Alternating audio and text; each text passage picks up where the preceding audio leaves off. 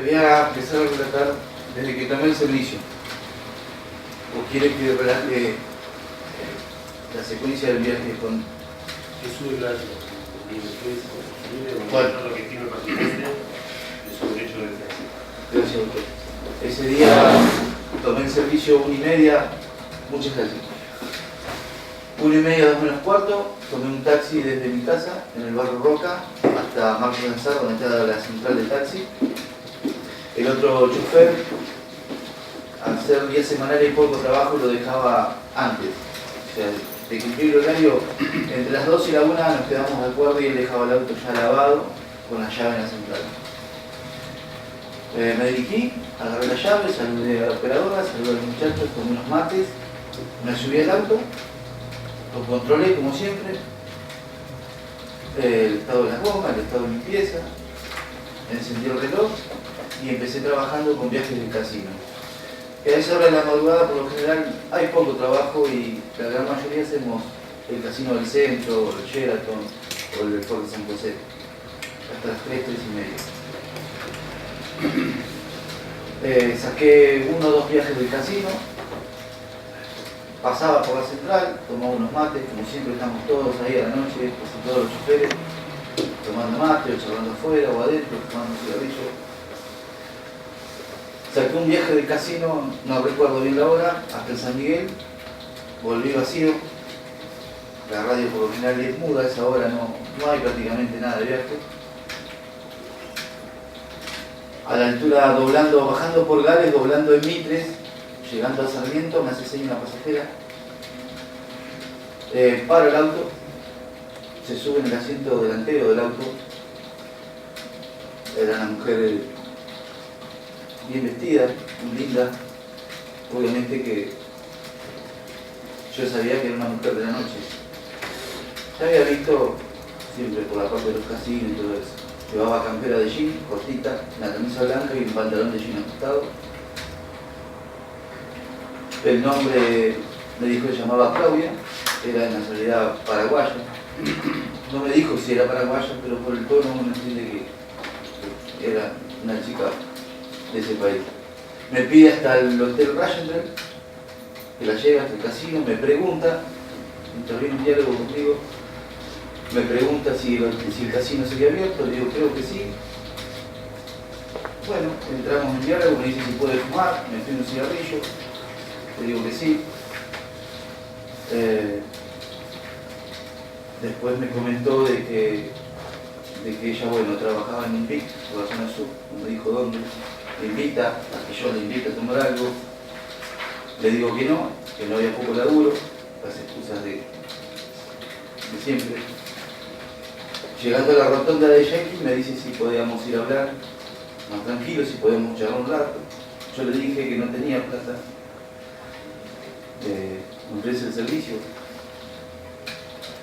Llegando al Regentry yo doblo por la calle y me estaciono en el estacionamiento atrás del Regentry en el Wally, que hay un estacionamiento en L que tienen ellos, me estaciono ahí, empezamos a charlar.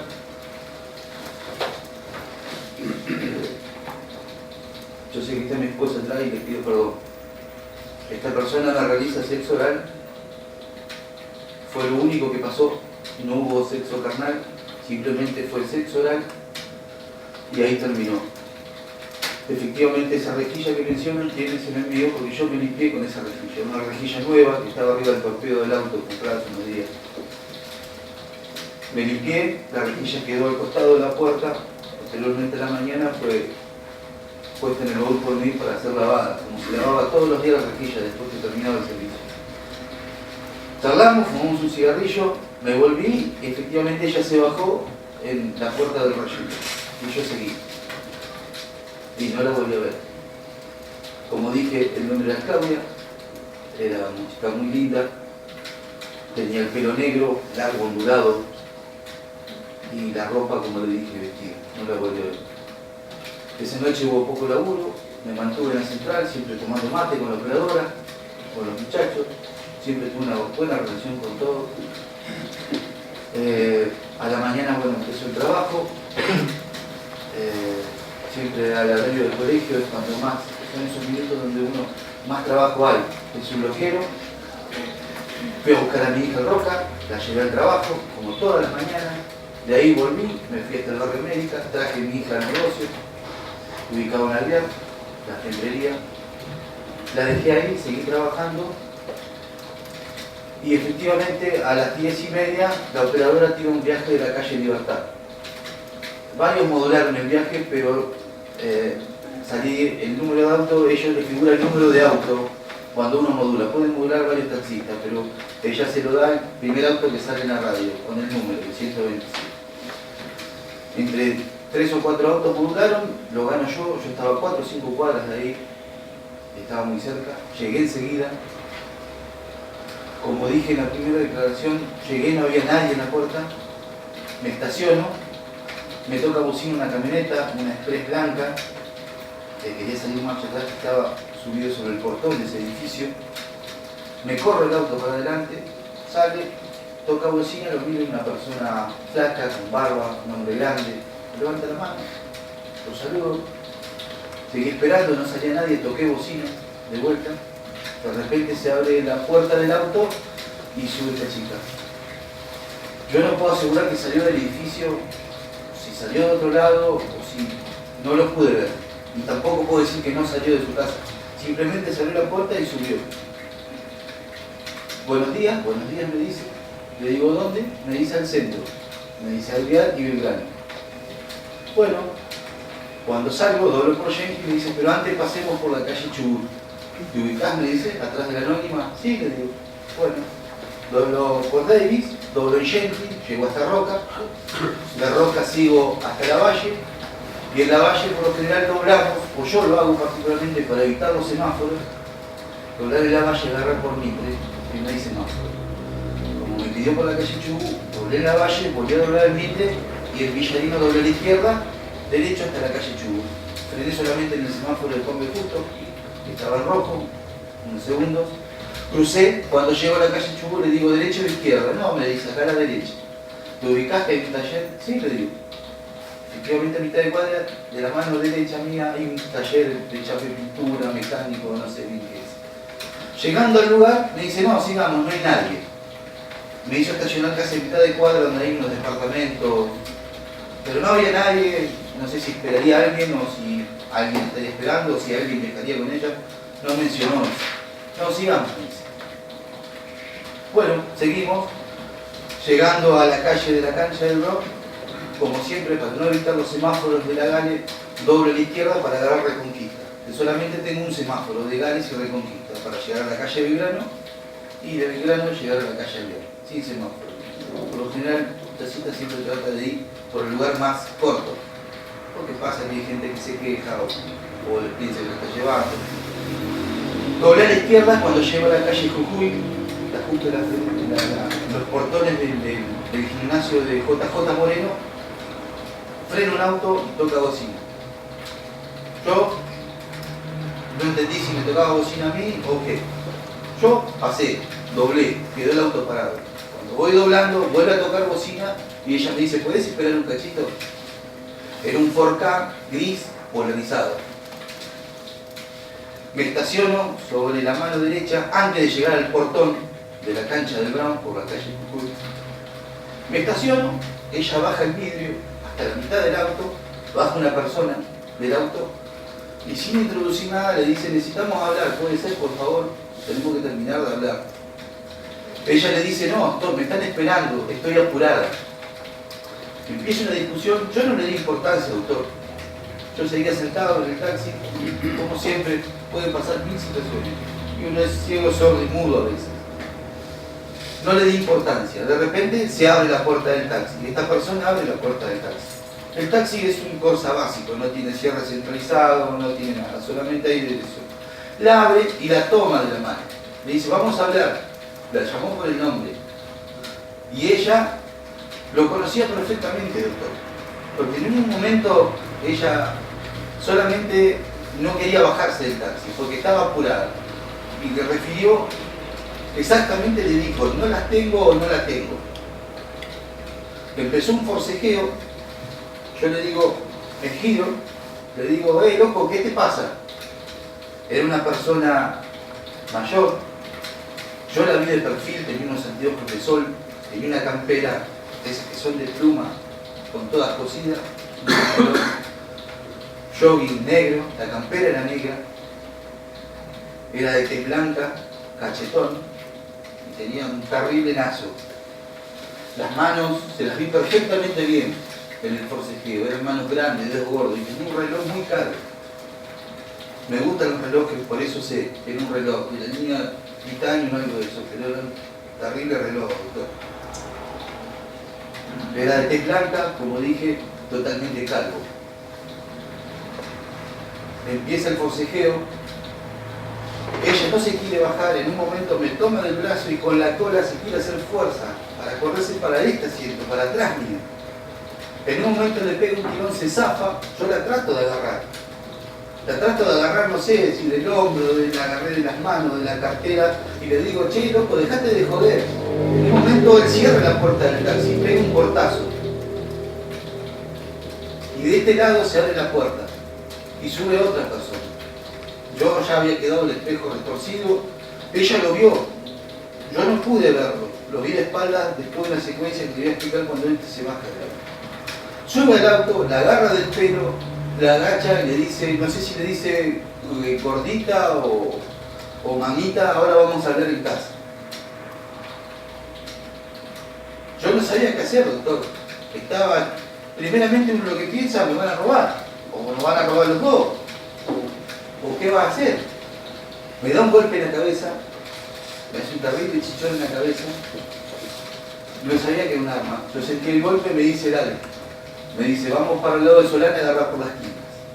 Yo salgo de vuelta y doblo el luz. Antes de llegar a Moreno, el auto dobla el luz.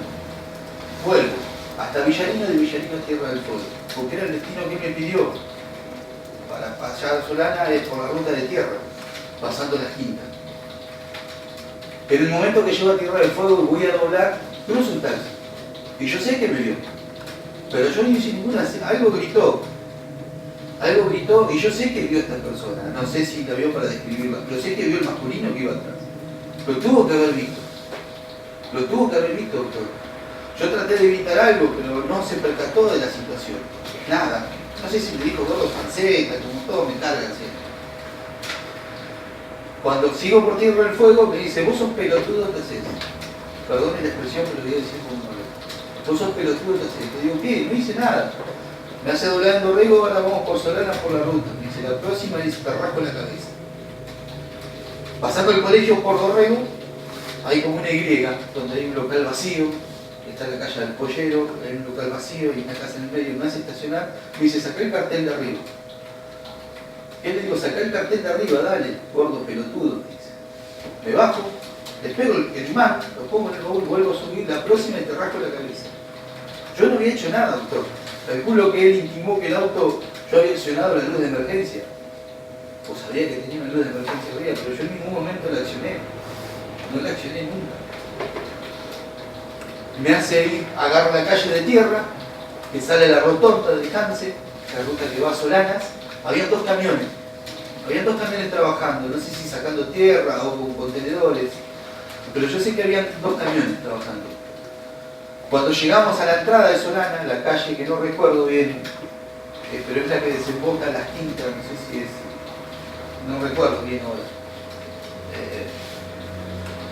Pasando la entrada a Solana sin entrar en la diagonal, sobre la ruta, a unos 20 o 30 metros me hace detener, me hace apagar el auto, me dice, espera acá un pechito que la volvemos a armar. Yo no sé cuánto habrá pasado, doctor. Yo estaba aterrado, no sabía si me iban a robar a mí, si le iban a robar a ella, si se iban a llevar el auto. No sabía, no entendía nada. No entendía nada. No sé si pasaron 15, 20, 30 minutos. Se escucha una camioneta. Después pude ver una camioneta. Se escucha un vehículo. A mí me tenían para abajo. Se abre la puerta de vuelta del taxi, del lado izquierdo mío. La bajan. Ella llorando vuelve a gritar, le dice, están locos, están haciendo cualquiera. Y le vuelve a repetir lo mismo, le dije, no las tengo, no las tengo. Cierran la puerta del auto, abren el baúl del taxi, y se escucha una revoltija adentro, yo no sé si estaban robando, qué estaban haciendo, seguían en la misma situación, doctor. Vuelven a abrir la puerta del auto y le dice, acá está, pelotudo, la cartera de ella había quedado tirada en el piso. Esta persona agarra esa cartera y se la lleva. El maldito que me amenazó atrás mío le dijo, bueno, esperá la vuelta que volvemos a Madrid. Yo di la vuelta donde pude, la camioneta salió atrás mío. Y yo por el espejo, era una Ranger negra, doctor, sin caja antivuelo. Pero la camioneta no siguió por esa ruta. La camioneta se metió para adentro de Solana, a los santos pedos. Yo en el transcurso que fui a los pedos con este tipo, le dije llorando, por favor, que no me haga nada, que tenía familia. Que por favor no me haga nada, que yo no iba a hacer nada. Que si era un robo, que se lleve lo que quiera. Le dice, tranquilo, gordo canchero, que dice, no te preocupes, son problemas maritales. Pasando el Badén, doblan la rotonda para Hansen, me hace estacionar antes de llegar a Juan B. Justo. Enfrente estaba la misma camioneta que yo vi en el relato en la calle Jujuy. Cuando sube esta persona, atrás mío, que cierra la puerta del calvo, cuando yo salgo, estaba un furgón, no puedo decir si era Cambú o era una Berlingo, pero era color azul, furgón, polarizado. Esa misma camioneta que estaba estacionada sobre el lado izquierdo, sobre el alambrado de la cancha de JJ Moreno, estaba estacionada enfrente, donde me hace parar. Me tira el teléfono mío, que me lo había pedido en el transcurso cuando me dio un garrotazo que me hizo sacar el cartel, me tira el teléfono adelante y me dice, andate tranquilo, no digas nada de esto. Me dice, cuida tu nena, olvídate de todo, si no tu familia va a aparecer en un zanjón. Este maldito hijo de puta se baja del auto. Que mi foto, que mi teléfono, como te había visto, en el bloqueo de pantalla tengo mis dos perritas caniche. Pero cuando desbloqueas tengo una foto de mis 3 hijos. Son cada una la vida de... Se baja y cruza. Yo me voy despacio. Y por el espejo lo único que pude ver es que llevaba un pantalón de jean y una campera de cuero y era canoso, como el doctor, pelo blanco, estatura baja. Llego al vial y doblo, me paro en la esquina, me tranquilizo un rato, porque le había pedido llorando, por favor, que no me haga nada. Miro, el reloj seguía prendido, nunca se apagó, el maldito reloj, doctor. Llevaba como 350 pesos. Y miren la locura de uno, ¿no? Pensar que lo tenía que poner yo de mi bolsillo. Me bajo y el cartel no estaba. Me vi el baúl, pensé que me lo había roto. Más plata para poner en mi bolsillo, no. Estaba el cartel. Lo saco, lo enchufo, lo pongo. Pero el baúl estaba todo el cobertor corrido, había tirado unas botellitas con silicona. El auxilio estaba levantado. Dentro estaba todo, el crick estaba, el tergopol con el crick en el medio, cómodo, y de ahí seguí por Alvear derecho hasta la estación de Juan B. Justo y Gales, la IP. No sé en qué transcurso de ese trayecto me llama mi hija. Me dice, pa, dice, el único que no trabaja necesito que me lleves a la salita de Perón, porque no sé qué problema había pasado en la salita ahí, donde ella se quería que la llevara a la salita del Perón, que era lejos. Pues el marido trabaja en las pesqueras, en los tabos. Sí, le digo, no hay problema. Llego a la estación de Juan B. Justo y justo hay un lugar para estacionar en la puerta del baño. Hay una cámara así enorme, me estaciono. Me bajo al baño, sale un hombre gordo de lente con una remera rayada, me saluda, no lo conozco, saludó por cortesía. Entro al baño, orino, había otro muchacho lavándose las manos. Me lavo las manos, me mojo la cabeza, me toco, tenía un chichón. No sé si tenía sangre, pero me había golpeado feo, me dolía el hombro donde me dio el segundo pistolazo, porque después se vio que tenía un arma. Salgo de ahí, abro el auto, agarro la billetera, me voy al full, estaban las chicas, no sé qué chica estaba ese día así. Las conozco todas, me conocen. Compro una Pepsi chiquita, como pueden ver también en las cámaras, hay como 3 o 4 cámaras y adentro, y se ve clarito. Compro la Pepsi, salgo, me voy y agarro por Juan B. Justo para Irigoyen, al Rucahué. Llegó Irigoyen, doblo en la nueva estación, en la S que hay de tierra para dar el corte San José. Cuando voy llegando a la parada de Rucahué, doblo en Mucio, se iba un coche, pero no sé si era artista, no sé quién era que se iba con pasajeros. Doblo, me estaciono en la parada, no solo. Quiero aclarar que en la parada de Rucahué hay dos cámaras que funcionan completamente y se ve el duro del coche y se puede ver los pasajeros que subieron conmigo. Que es una cámara que está frente del kiosco de él sobre la vereda y hay otra cámara en el otro extremo, en el cordón, que toma el auto de los dos planos. Y hay una cámara, tercera cámara, pero solo toma la sala del pasajero, que mediante ese medio la operadora sabe cuando hay gente para mandar el coche. Ahora pasados unos minutos sobre una pareja grande de la nacionalidad boliviana, me dice el asentamiento del Pujol por Perú, salgo, me fui, agarré Patricia, la UTN, crucé por el liviano, la calle Perú, es mucho más cerca que ir por toda la ruta. En Perú se baja en Perú Radatil, me paga un viaje de 46, 47 pesos. Vuelvo por Perú y en ese momento agarro un telefónico, que no recuerdo si fue Comercio, no sé por dónde fue, pero tiene que estar la planilla, porque esos viajes sí se notan. Tiene que estar la planilla de 2 y 5, 2 y 10 con ese viaje. Que no sé en qué zona céntrica terminé.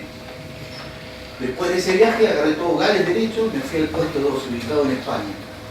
Llegué 2 y cuarto y es donde aparece el bendito teléfono que había declarado. Se escuchó un sonido de batería baja, busqué por adentro, por el cajo, no había. Corro el asiento y estaba entre la corredera y el parante del auto. Mi teléfono blanco, estaba codificado, no tenía casi batería, estaba en silencio y tenía un WhatsApp sin leer. No tenía ninguna foto, solamente una foto de unas plantas, unas flores, como fondo de pantalla. Nadie lo había reclamado. Esperé, pensé, dije yo lo vendo. Había perdido los 350 pesos, más los 3 paquetes de cigarrillos diarios que fumo por día, ya eran 500 pesos. Nadie lo reclamó, nadie preguntó, por lo general, como dije, llaman enseguida. Si vos se te cae un teléfono, enseguida llaman. La operadora enseguida lo comunica. Enseguida lo comunica. Salvo que vos seas un conocido, que vos sabés y vas y le dejas el teléfono, como ya me ha pasado varias veces. El cliente que le llevó el teléfono a servir cosas, lo me olvidó en el auto. Lo llamo a mi sobrino, Gabriel, le digo, mira, tengo un teléfono así, está bloqueado, si se puede desbloquear, lo quiero vender. Me dice, no, tío, en este momento no sé nada, pero te aviso. Bueno, cortó. Y pensé en el Pitu, Cristian. Él siempre anda con plata o puede comprar cosas. Yo ya le había vendido cañas de pescar, estuches de pesca, cosas que cuando me fui mudando fueron quedando en un galpón y no tenía espacio para guardarlas. Le mando un WhatsApp, le digo, mira, Pitu, me dio un teléfono así, tú le quise decir, no sé qué procedencia es, le digo, ¿te interesa? Está bueno, necesito las cartas. Mandame una foto, me dice, le mando una foto, le saco una foto adentro del auto, parado en el puerto del auto, venite para casa. Le pone venite para casa, salgo del puerto 2, cuando voy a doblar en Buenos Aires pasa el 121 Cristian. Otra vez, gordo, panceta, le voy del Pitu y le digo, nos saludamos, agarro Estivaliz hasta Reconquista, reconquisto una cuadra, doblo a la derecha por el Barracín, antes de llegar a Juan B. Justo, él vive en los departamentos arriba. Baja Cristian, lo mira el teléfono, le gusta, le digo, está codificado. Me dice, bueno, te doy 1000 pesos. Si lo puedo desbloquear mañana, se lo doy a mi señora, te doy 700 pesos. Bueno, hablamos 2 palabras, me fui a un banco, ya eran cerca de la 1 menos 10. Tenía que buscar a mi hija, a Jenkins Morgan. Agarré el Barracín, Roca, me pago un Jenkins Morgan, como todos los días que iba a buscar a mi hija. No salía todavía. Se ve que me quedo dormido. Como dije, ese día no estaba bien, andaba con mucha tos, con fiebre, había pedido para dejar antes, ya venía con problemas del pecho, pero todo porque soy un fumador perdido. En un momento se abre la puerta del taxi y me había quedado dormido. Entonces subo a mi hija a la risa, la patrona me dice también riéndose, me dice, qué fachita, me dice, o qué camisita. Bueno, sube mi hija, nos vamos charlando, matando una risa, fumando un pucho, la llevo hasta el barrio Roca. La dejo en el barrio Roca como todos los días, bajo por Roberto Gómez, Mucio, de vuelta a Rucahué. Ya para eso eran como cerca de las 2 menos cuarto, ya el laburo había muerto. Había como 7 o 8 autos en Rucahué, Digo, bueno, me voy Corona a lavar el auto, a las 3 lo tenía que entregar, tengo que ir a cargar nada, no pasa nada, me fui tranquilo, me voy al Coirón, hago la cola, veo unos autos, compro como todos los días una ficha, luego entro a las rejillas, como siempre saco las gomas del auto, tenemos una palita y un cepillo, lo cepillo al auto, cepillo las gomas, coloco las gomas y con la ficha, sin jabón, sin nada, con agua como siempre, lo lavo. Nos cruzamos con Bani, la chica del 46, nos saludamos, que es una compañera del taxi hospital. No podía meter la ficha, le digo, ¿qué te pasa, Rubia? Le digo, no puedo, bueno, le ayudé a meter la ficha. Estaba el otro taxista, estaba Damián, que después llegó. Lo lavo como siempre, lo corro adelante, lo seco, le paso la franela con silicona en lo que es el torpedo y me voy para la Juan B. Justo a cargar.